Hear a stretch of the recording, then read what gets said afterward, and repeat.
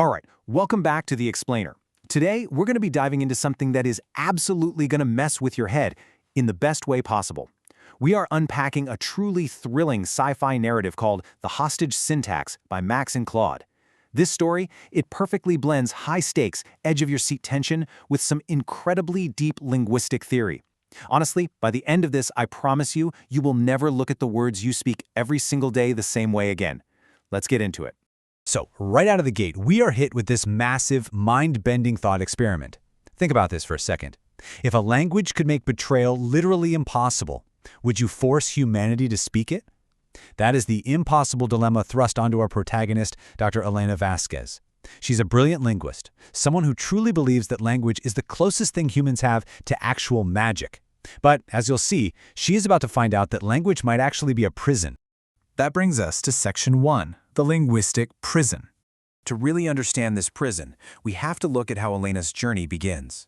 Basically, she is kidnapped on a gloomy October evening by three highly coordinated people, Dr. Ramara Okafor, a young woman named Kaya, and a guy named Marcus. Now here's the catch. They haven't taken her for a ransom. They've taken her for her mind.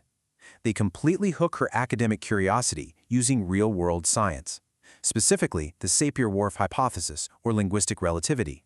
If you're not familiar, this is the idea that the structure of a language determines how you think. For example, take the Paraha people. Their language lacks numbers beyond 2, making exact mathematical quantities conceptually impossible for them to even grasp. Or look at the Aymara language, which actually conceptualizes the past as being in front of you, because you can see it, and the future behind you, because you can't. Her kidnappers know that language doesn't just describe our world. It literally builds our cognitive limits. And this brings us to their radical, totally wild goal. They demand that Dr. Vasquez help them build a perfect language designed to permanently eliminate the human concept of betrayal. Now, at first, Elena is terrified. She thinks, this is just some front for psychological conditioning or a cult. But Dr. Okafor proposes something genuinely mind-blowing. If the Paraha can't conceive of exact numbers because they just don't have the vocabulary or syntax for it, couldn't we construct a language that completely removes the cognitive framework for betrayal? Let's move on to Section 2, designing a perfect language. So, despite the fact that she's being held hostage in this deeply hidden, off-the-grid compound, Elena actually gets drawn in by the pure intellectual challenge of it all. She starts working alongside these top experts like computational linguist James Chen and psycholinguist Dr. Catherine Morse. And their first hurdle? It's monumental. They have to contrast our current languages with their proposed language, which Elena dubs synthesis. Just think about the English words you use today. We rely heavily on subjects and objects, like John helps Mary. That inherently creates an individualistic, competitive framework of completely separate entities. Synthesis, on the other hand, it relies on conceptual relationships and system-level flow. It expresses actions as emergent properties of a group, completely shifting the focus away from individual desires to the health of the entire system. To really get why this matters on a human level, we have to look at Kaya's backstory. Kaya actually grew up in a highly manipulative cult where her very own parents betrayed her. And she shares this profound revelation that grounds this whole crazy theory. She says, we learn to betray each other because our language teaches us that individual interests and group interests are fundamentally opposed. So according to Kaya, betrayal isn't just human nature, it is a learned behavior, completely rooted in the artificial scarcity that is baked right into our syntax. Which takes us to Section 3, the resource allocation test.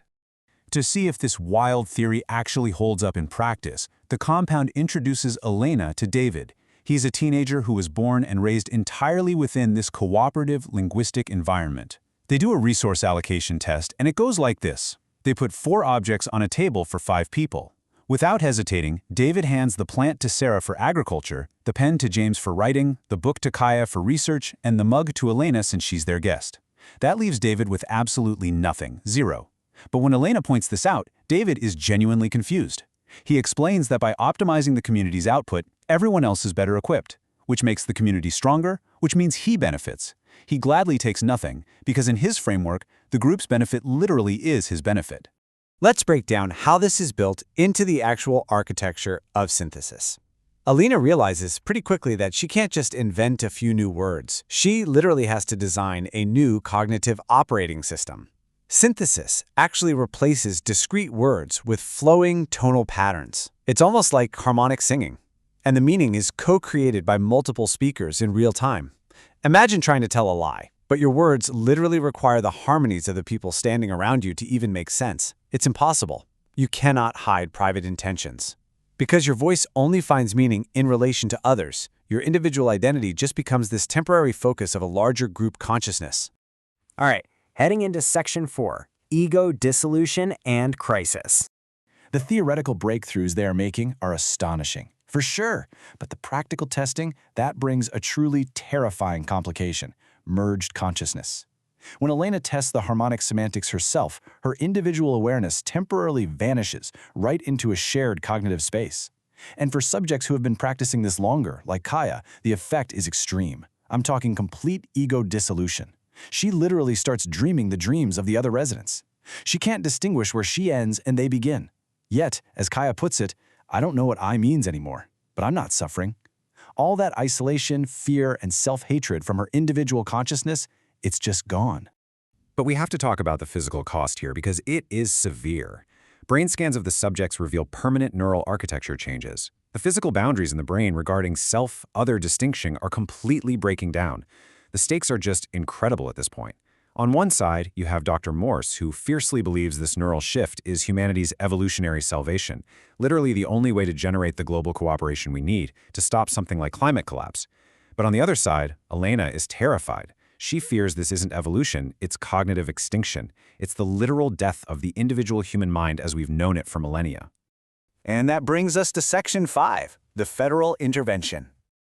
Before they can even begin to fully grapple with these massive ethical dilemmas, the alarms go off. A massive federal raid hits the compound, forcing the leadership to scatter to a backup site, and they leave Elena behind to face the authorities. And what happens next is just a profound clash of perspectives. The FBI, led by Agent Sarah Chen, looks at this compound and strictly sees an illegal operation. To them, it's mind control, it's cult brainwashing, it's unlawful imprisonment. But conversely, the compound residents look at what they're doing as a global rescue operation, the next stage of human evolution, the ultimate achievement of empathy. Neither side has the linguistic framework to even remotely understand the other. And the sheer danger of this disconnect plays out almost immediately. The teenager David cheerfully approaches these heavily armed FBI agents. Because of his linguistic upbringing, violence is so cognitively impossible for him to grasp that he literally lacks the concept of self-preservation. When the agents aim their guns right at him, he assumes they must just be incredibly sad and afraid. The idea of a physical threat just does not compute in his brain. Let's jump to our final part, Section 6, a global cognitive shift.